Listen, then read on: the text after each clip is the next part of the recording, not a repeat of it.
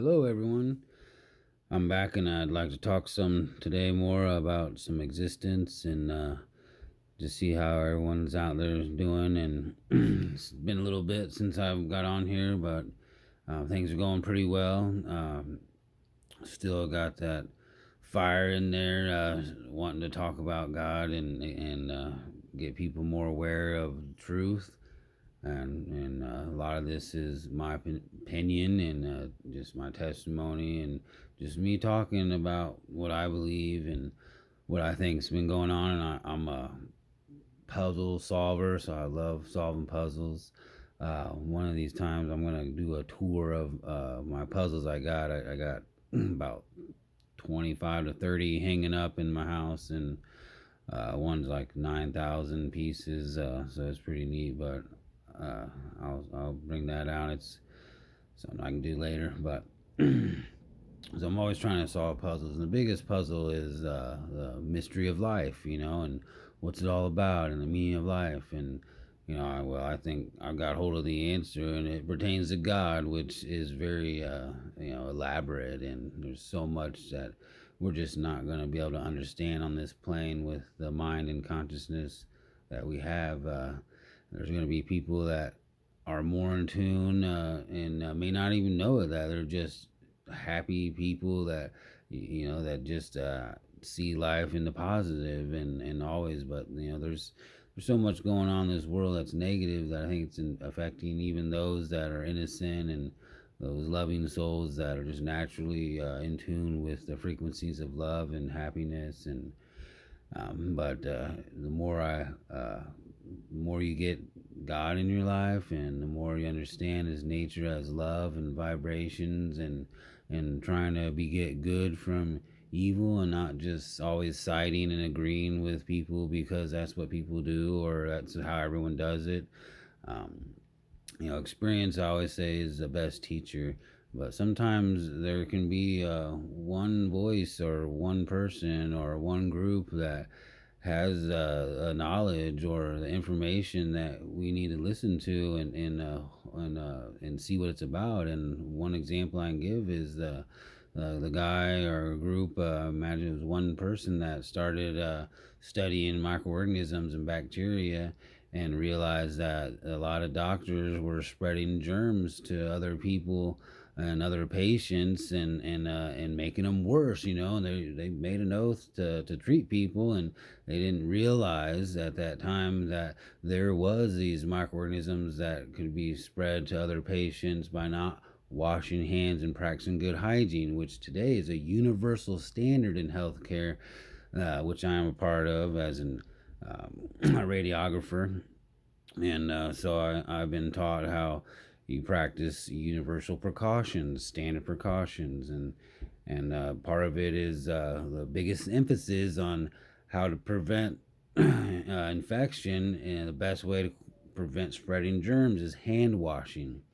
So I mean, if you look up any healthcare that facility or any advice online, hand washing is going to be the number one thing out there.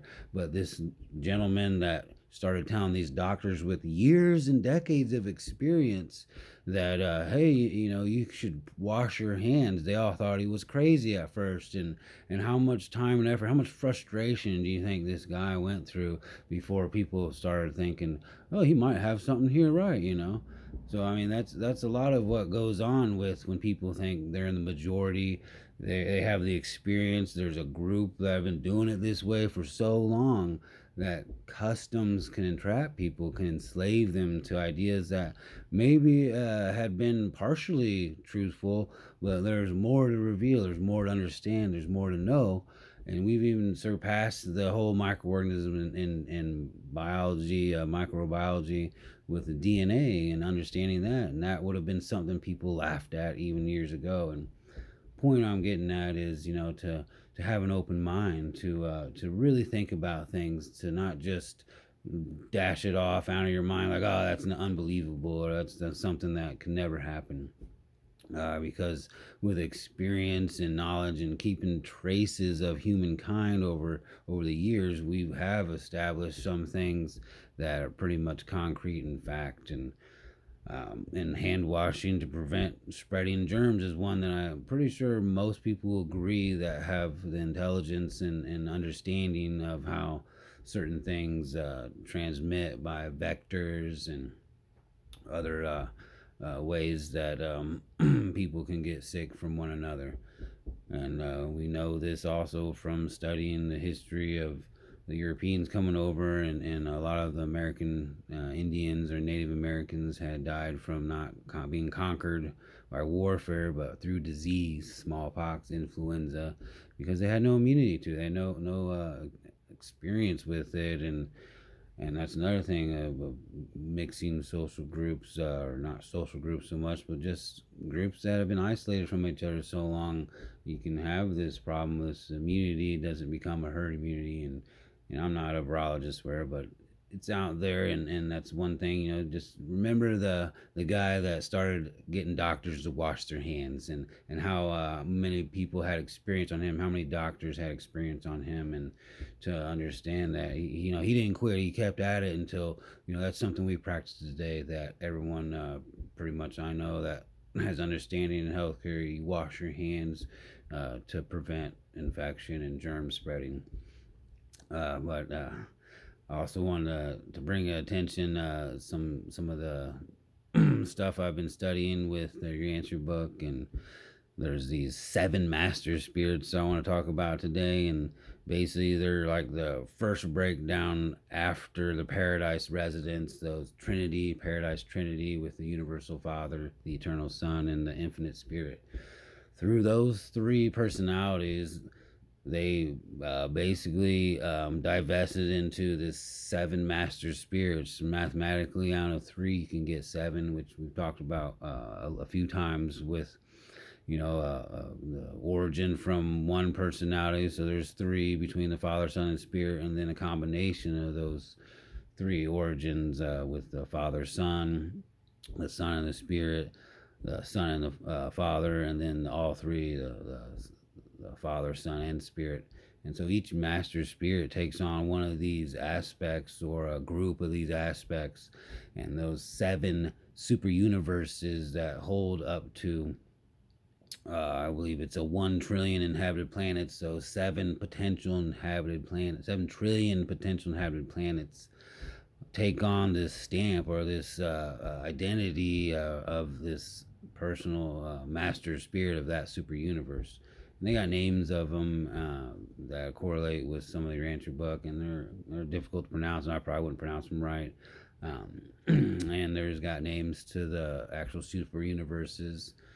But the key here is that there is some overlap between your answer book and the Bible with these seven master spirits that reside on paradise, but also have reflective aids and reflective image aids, reflective spirits that they work through to administer and keep an eye on, control, their universes, their super universes, and so they basically, I have here written, it says, it is literally true that the seven master spirits are the personalized physical power, cosmic mind, and spiritual presence of the triune deity. So that paradise, three personalized triune deity, that's what makes up that I am, the major personality, the great source and center, that all of them combined is the ultimate power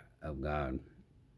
And then I got some quotes here: the seven spirits of God sent forth to all the universe. So they are it says over here, they are the seven master spirits are unique in that they function on all universe levels of reality, accepting the absolute. So they're like the sub-absolute. That's not what I meant to read. I meant to read, sorry. The seven master spirits are the full representation of the infinite spirit in the evolutionary universes. So the infinite spirit first breaks down with the other paradise residents into these seven master spirits, and they represent that God of action into the time and space, in our realm where we break it down more into the material and less spiritual, but we have spiritual overlapped on our material with our conscious and in our heart. That love, those emotions that we have, those intangibles that are immaterial. The Greek word they use like pneumaton for the material or spiritual. And it's interesting. I've got some Greek I've been learning and Greek interlinear, and I was trying to find this word in Strong's Greek to English dictionary. I don't have it quite like it is in this other interlinear Bible I have with the Greek right on top of the English, but it does basically say the same. But in Revelations 1:4 and also Revelations 3:1, it talks about this seven spirits of God. And in this Thompson Chain Bible from 1971 is the 83 copyright edition. It talks about this seven spirits also, or the sevenfold spirits.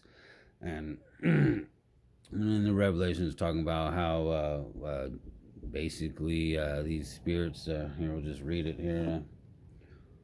All right, so 1:4 Revelations. John, to the seven churches in the province of Asia, grace and peace to you from him who is, and who was, and who is to come, and from the seven spirits, a little suffix, and it has down here, or the sevenfold spirits, before his throne, and from Jesus Christ, who is the faithful witness, the firstborn from the dead, and the ruler of the kings of the earth. And then in the third chapter, verse 1, it says, to the angel or messenger, has in the subscripts or whatever you want, subtext, where we put it, of the church in Sardis, write, these are the words of him who holds the seven spirits. And then again it says the sevenfold spirit of God and the seven stars. So there's the overlap with this sevenfold deity with the seven master spirits, and there's a little difference between that. I would imagine I'm not going to understand everything. I try to tell people with understanding God and existence and all that's yet to come, and that what we're going to do for eternity. Well, if you got a 100-box grid and you break down one little box, you got a 1/100th of a section of this big one box. If you break it into 100 little boxes, well, in that one little box, if you can blow it up and make another 100-box section of a grid, well, if you keep doing that a number of times, there might be a time when you can fill in one of those squares of what you know and understand about God. And that to me is where the love partakes, and you're just gonna feel the truth and understand when you go by your day by day and go out into the world, and you recognize that you're not no longer part of the world. You're in it, but you're no longer part of it.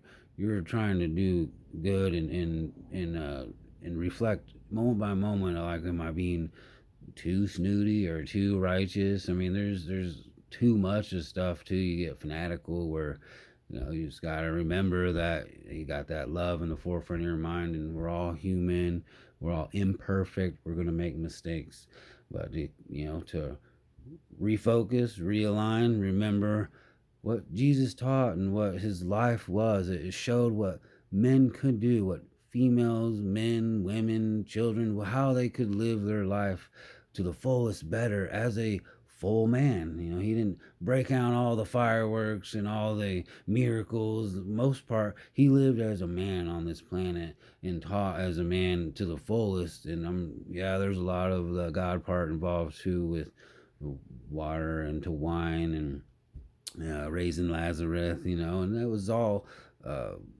basically, in my understanding, is Jesus had all that planned down, and to reveal the nature of the Father to the fullest, and to prove who he was when he claimed to be the truth, the light, the Son of Man and the Son of God, all in one, and what his mission was to reveal the Father's love, and as a loving Father, and that's well, I like to focus more on Jesus' life versus him dying on the cross, which was important too. And he explained that to his disciples how when he would be killed, afterwards he would be with them a little bit, but then he would go to the Father.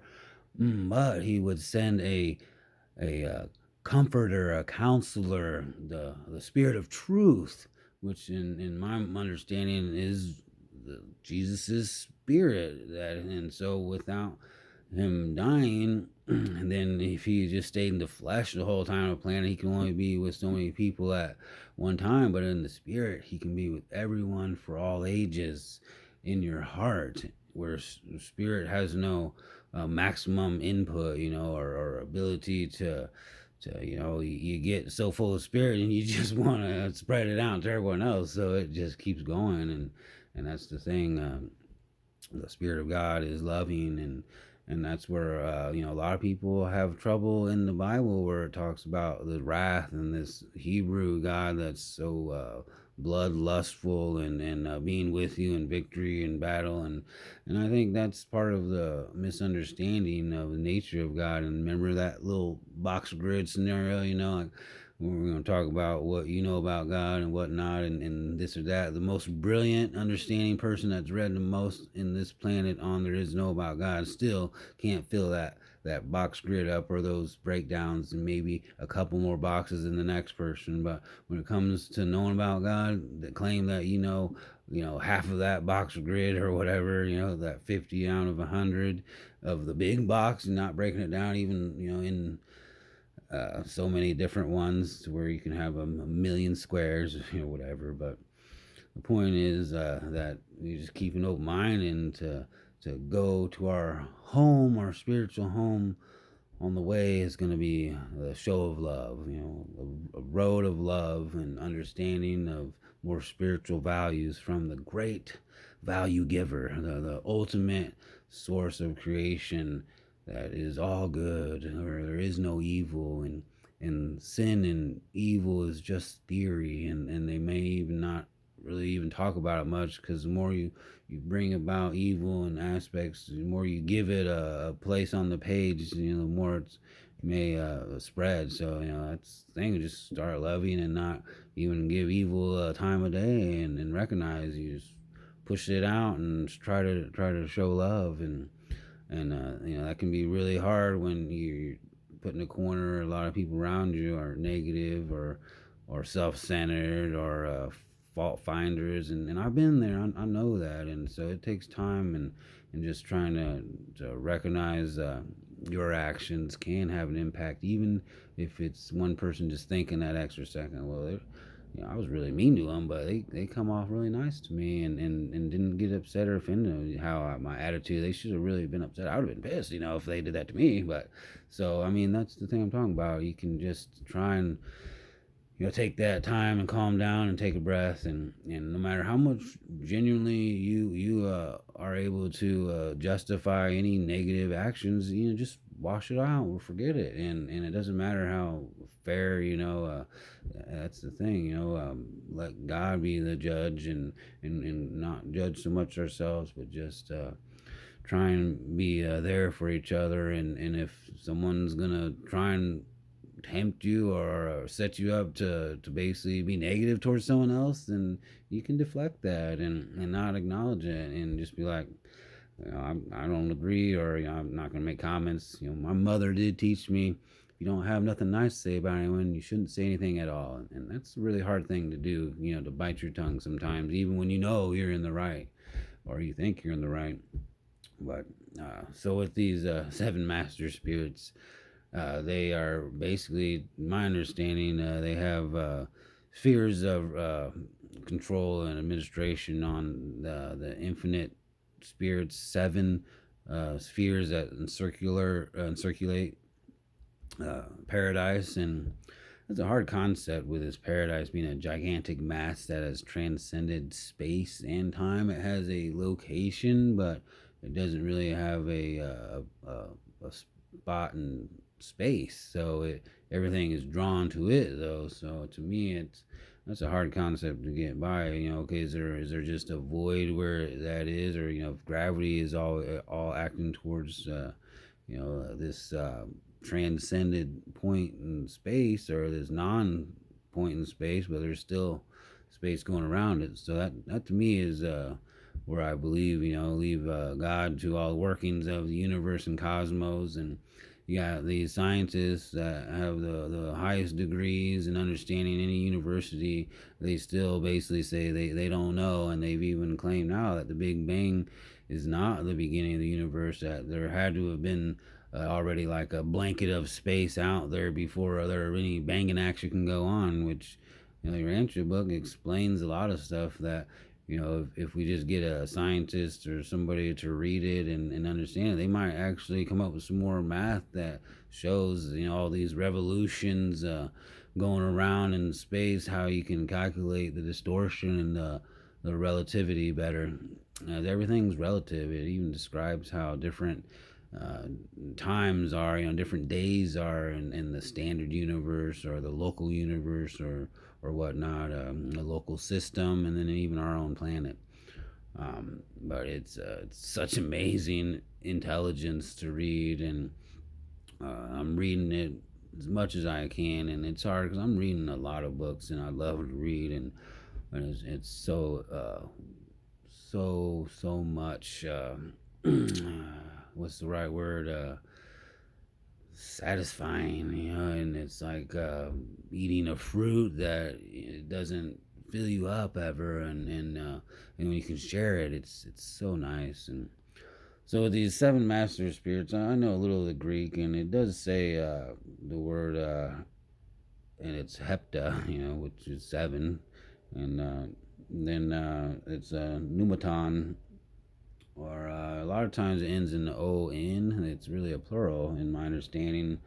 And pneuma, being in medical field means air and lungs in the medical terminology, but they use it as in the strong dictionary that pneuma basically breaks down as anything immaterial that doesn't, like breath or wind or air, or even it says here, things that which are commonly perceived to have no material, even the inner person that can respond to God, that heart of hearts. They even call them pneuma, or that's probably the suffix part to it, because I know like pneumonia is a condition of having inflammation in your lungs. Pneumonitis is the same thing. There's pneumothorax, which you have basically air in your thorax, and that's not air that's in your lung. It's outside the lungs causing a problem. All kinds of things, but pneumatics is the study of air, or pneumology, and so forth. But anyway, love learn some Greek, and it's definitely got me back interested and learn some more. And but it's so nice, and just wanted to get out there and talk about these seven master spirits and how they are uh, the guys out there that are working for us and always working, which is another thing.